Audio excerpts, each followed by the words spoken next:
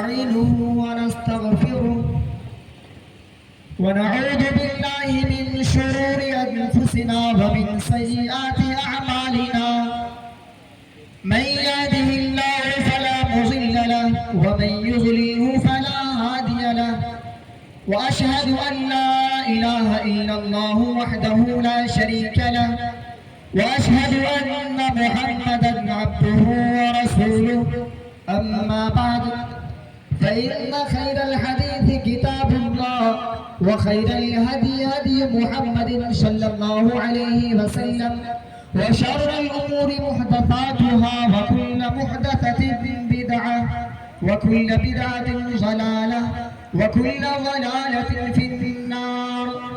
أعوذ بالله من الشيطان الرجيم. بسم الله الرحمن الرحيم. إنا نحن نزلنا الذكر وإنا له لحافظون. رب اشرح لي صدري ويسر لي أمري واحلل عقدة من لساني يفقهوا قولي. صدق الله العظيم. محترم سامعین کرام، آج کی اس مجلس اور بابرکت اجلاس میں میرا موضوع سخن دنیا کی سب سے پاکیزہ اور مقدس کتاب قرآن پاک ہے. ہمیں چڑھتے سورج کی طرح یقین ہے کہ اس کا ایک ایک حرف سچا اور صادق ہے.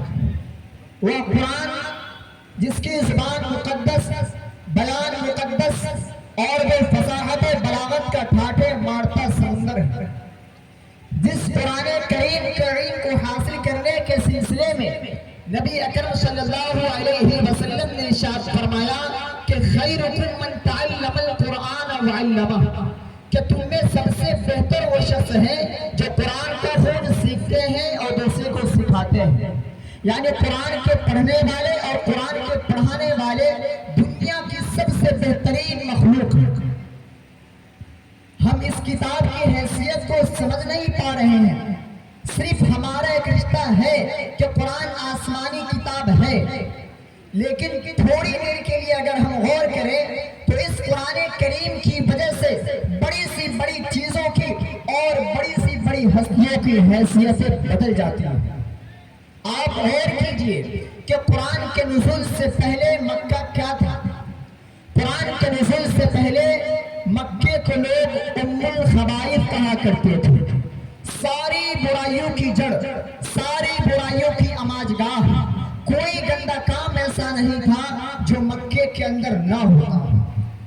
لیکن جب اللہ رب العالمین نے قرآن کریم کو محمد رسول اللہ صلی اللہ علیہ وسلم کے قلب اطہر پر مکہ میں نازل کیا تو قرآن کی برکت سے اور قرآن کی تعلیم سے آپ اندازہ لگائیے کہ اللہ رب العالمین نے اسی مکے کو ام القری بنا دیا.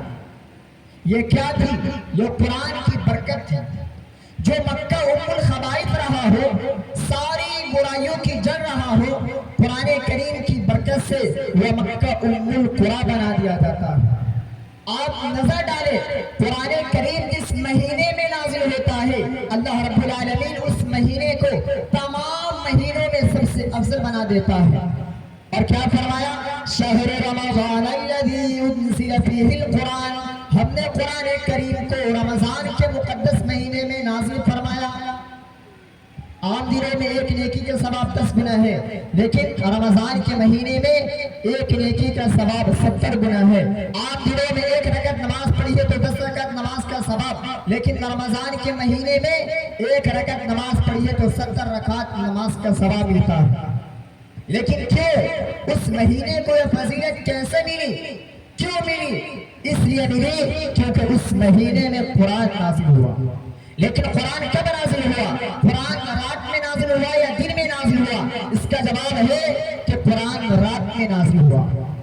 نبی اکرم پر جو قرآن کی آیتیں نازل ہوئی وہ رات میں نازل ہوئی. اللہ رب العالمین نے رمضان کے مہینے کی جس رات میں قرآن اتارا، قرآن نازل کیا، تو قرآن کی برکت سے اللہ رب العالمین نے اس رات کو تمام راتوں میں سب سے افضل بنا دیا. اور کیا فرمایا؟ اِنَّا أَنزَلْنَاهُ فِي لَيْلَةِ الْقَدْرِ.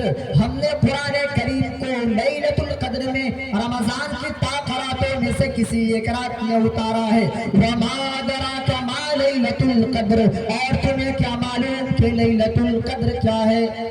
جس رات میں ہم نے قرآن کریم کو نازل کیا ہے، اس قرآن کریم کے نازل ہونے کی وجہ سے اللہ رب العالمین اس رات کو تمام راتوں میں سب سے افضل بنا دیتا ہے۔ لیلۃ القدر خیر من الف شہر، اس ایک رات کی عبادت 1000 راتوں کی عبادت سے بہتر اور افضل ہے۔ آپ ان بچے کو معمولی مت سمجھیں جنہوں نے حفظ کیا ہے، یہ وہ بچے ہیں جو زمین پر چلتے ہیں تو رب کعبہ کی قسم یہ ننگی زمین پر نہیں چلتے، ان کے قدم کو زمین پر رکھنے سے پہلے فرشتے اپنے پر بچھا دیتے ہیں۔ سمندر کی مچھلیاں قرآن کا علم حاصل کرنے والے کے لیے سمندر میں دعا کرتی ہیں، آسمان کے فرشتے ان کے لیے رحمت کی دعائیں کرتے ہیں۔ غور کیجئے، یہ قرآن جس شہر میں نازل ہوا اللہ نے اس کو ام القرآن بنا دیا۔ قرآن جس مہینے میں نازل ہوا اللہ نے اس مہینے کو سید الشہور بنا دیا، اور قرآن جس رات میں نازل ہوا اللہ نے اس رات کو لیلۃ القدر خیر من الف شہر بنا دیا۔ اور یہ قرآن جو فرشتہ لے کر آیا تھا، وہی فرشتہ تورات بھی لے کر آیا تھا، وہی فرشتہ زبور بھی لے کر آیا تھا، وہی فرشتہ انجیل بھی عیسیٰ پر لے کر آیا تھا، لیکن اس وقت وہ ایک معمولی فرشتہ تھا، وہ صرف فرشتہ کہلاتا تھا۔ لیکن جب اللہ رب العالمین نے قرآن دے کر اس فرشتے کے ہاتھوں محمد رسول اللہ صلی اللہ علیہ وسلم کے پاس بھیجا، اور غار حرا میں اقرأ باسم ربک الذی خلق خلق الانسان من علق قرآن کی آیتیں دے کر جب اللہ رب العالمین نے اس فرشتے کو بھیجا، تو اس دن کی تاریخ سے اللہ رب العالمین نے اس فرشتے کو سید الملائکہ تمام فرشتوں کا سردار بنا دیا۔ تمام فرشتوں کا سردار کون ہے؟ جبرائیل علیہ السلام۔ کیوں ان کو تمام فرشتوں کا سردار کیوں بنایا گیا؟ اس لیے کہ قرآن لے کر آئے تھے جناب محمد رسول اللہ صلی اللہ علیہ وسلم کے پاس۔ نبی سب برابر ہیں، کسی پر تورات اتری، کسی پر زبور اتری، کسی پر انجیل اتری، لیکن جب اللہ رب العالمین نے قرآن کو نازل کیا اور جس نبی کے اوپر قرآن اتارا، تو قرآن کی برکت سے اللہ رب العالمین نے اس نبی کو تمام نبیوں کا سردار بنا دیا، سید الانبیاء تمام نبیوں کا سردار بنا دیا۔ اور جتنے بھی پیغمبر اس دنیا میں آئے ہیں، چاہے وہ 1 لاکھ ہو، 1.25 لاکھ ہو، کم و بیش 1,24,000 ہے، جتنے بھی ہو، قرآن جس نبی کے اوپر نازل ہوا تو اللہ رب العالمین نے اس نبی کو تمام نبیوں کا سردار بنا دیا۔ اور یہ قرآن جس امت نے پکڑا، جس امت نے پڑھا، تو اللہ نے اس کو خیر امت بنا دیا۔ تم خیر امہ، تم سب سے بہتر امتی ہو، اس لیے کہ تم قرآن کو پڑھتے ہو اور قرآن کے مطابق زندگی گزارتے ہو۔ میرے دوستو، یہ قرآن وہ کتاب ہے جو بڑے سے بڑے غصے والے انسان حضرت عمر فاروق جو غصے میں تلوار لے کر محمد رسول اللہ کی گردن اڑانے کے لیے جا رہے تھے، لیکن سنا کہ میری بہن اور بہنوں مسلمان ہو گئے ہیں، اسلام قبول کر لیے ہیں۔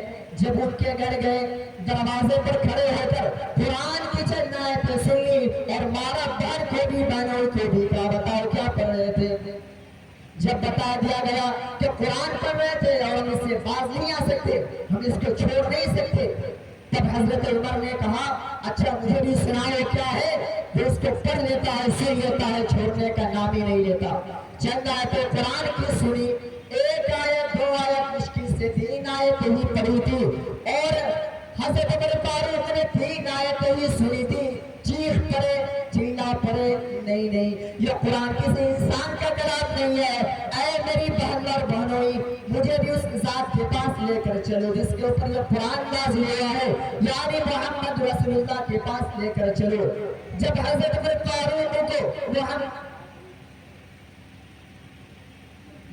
عمر فاروق کو محمد رسول اللہ کے پاس لایا گیا، تو یہی عمر قرآن کی چند آیتیں سن کر محمد رسول اللہ کے ہاتھ پر بیعت کر کے اسلام قبول کر لیے۔ قرآن جو سنتا تھا اس کی دل کی دنیا بدل جایا کرتی تھی۔ آج ہم قرآن پڑھتے ہیں، سنتے ہیں، لیکن ہماری دل کی دنیا نہیں بدلتی۔ میرے دوستو، یہ قرآن وہ کتاب ہے جو ڈنکے کی چوٹ پر اعلان کر رہا ہے کہ لو انزلنا ھذا القرآن علی جبل لرأیتہ خاشعا متصدعا من خشیۃ اللہ۔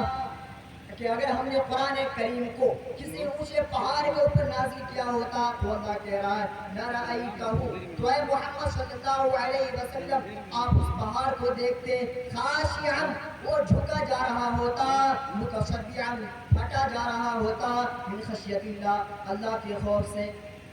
اگر ہم نے اس قرآن کریم کو انسان کے علاوہ اگر ہم نے کسی اونچے پہاڑ کے اوپر نازل کیا ہوتا تو پہاڑ بھی اللہ کے خوف سے پھٹ جاتا، دھس جاتا، جھک جاتا۔ اس قرآن کریم کے بوجھ کو پہاڑ تک نے منع کر دیا۔